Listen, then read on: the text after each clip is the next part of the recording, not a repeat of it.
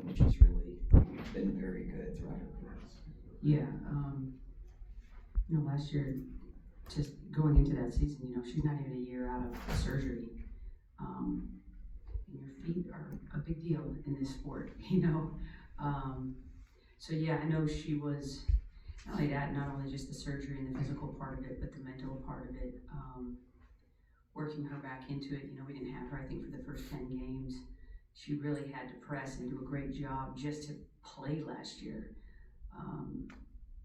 But this year, this last month and a half, she's just been, to me, she's just been Chelsea Gray.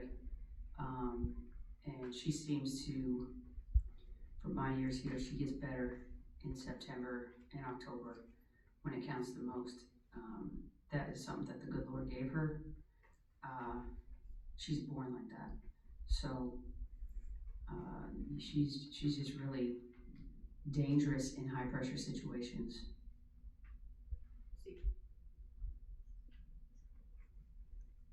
Are you Steve? I am. Steve, you. Okay. No, come on.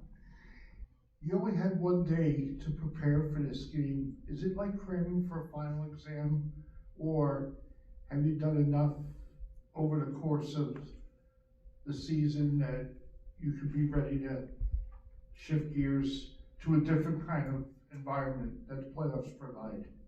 Well, definitely the prep work goes up a level, but we kind of knew, going into the last week of the season, we could be playing anywhere from Indiana to Golden State or Seattle. Luckily, how it spread out on my coaching staff, it was broken up a little bit, so they could start really hammering home where, I was really focused on finishing up the last regular season game because we needed to win that one. But we were in the office the next day, early, hammering away, and then brought the team in so that they could get eyes and game plan kind of settling in their head, and then good practice Saturday, and then here we are. So I don't feel crammed. I think we've gone over what we need to go over. Conversely, I know they've had quite a few days to be able to prepare for us. I think their last regular season game was against the Valkyries on Tuesday. Willie? Back to piggyback off Michael's question about Chelsea, the other story that really nobody talked about, and she didn't talk about it until media day, this year, was Jackie. Jackie had been dealing with pretty severe injury and battled through it, not to mention Paris. Your roster is fully healthy. Cheyenne's here.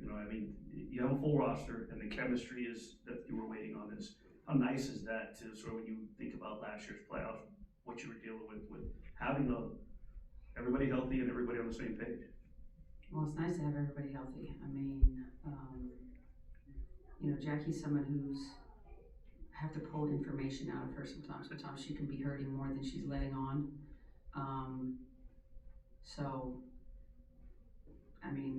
Everybody was a little bit dinged up last year. It was a different kind of season. We had long runs before. It's interesting, we think we have Candace Parker going into last year. So there was a lot of just bumps and bruises along the way, not having Chels.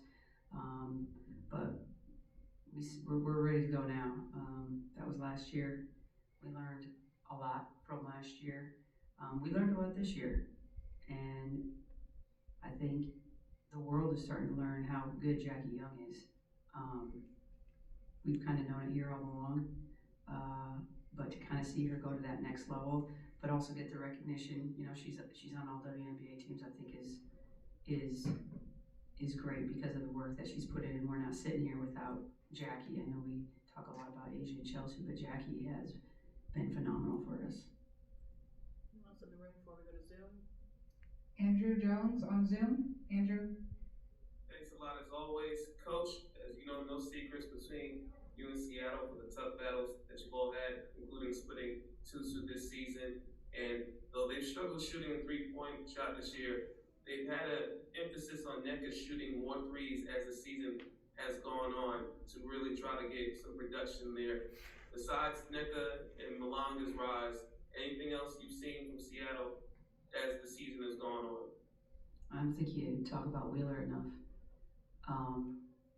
She is a motor coming in off that bench for them. Has hit a lot of big shots for them actually down the stretch, crunch time shots, including the one she just did with the Valkyries the other day. But when this team does get hot, they're streaky, right? I mean, I watched the Minnesota game. You know, they're down 20-something points, come back and end up winning by 10 plus points. Like, that's a huge swing. And the difference really was, you know, first half they didn't make threes, and the second half, you know, they couldn't miss. So we know they're dangerous. They've come back on us multiple times. Even when we went up there, jumped out on them.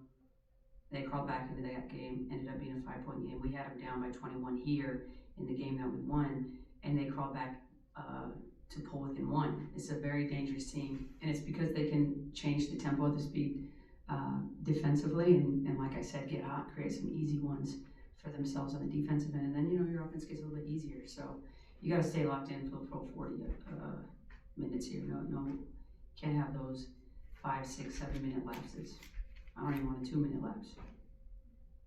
Thanks, Andrew. We'll go to Nikias. Hi, Coach. Just a couple of quick ones for me. Just one on the KB front. Is she going to be available tonight? Yes. Got you. And then secondly, just a broader playoff picture. How do you feel about the 1-1-1 format this year? I don't like it. You look at a team like Phoenix, they have, you know, dropping that one, they're going to have all the pressure in the, I mean, unbelievably tough to now have to fly to New York. And New York has a tough one. Flying to Phoenix, back to New York, potentially back to Phoenix. You know, I think this conversation came up last year when Indiana didn't get a game and they were upset. But for me, then people just got to you got to finish better. Either move it to 5 or it stays in the 2-1 format, because it puts the higher seed at actually a huge disadvantage. Got you. Thank you. All right, thank you, Coach. Thanks, Matt. Thank you.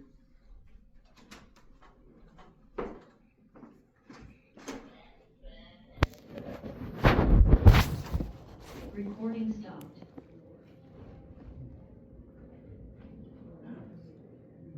I saw Sean Zizzle's thing with Dana finally. That was pretty contentious. Yep.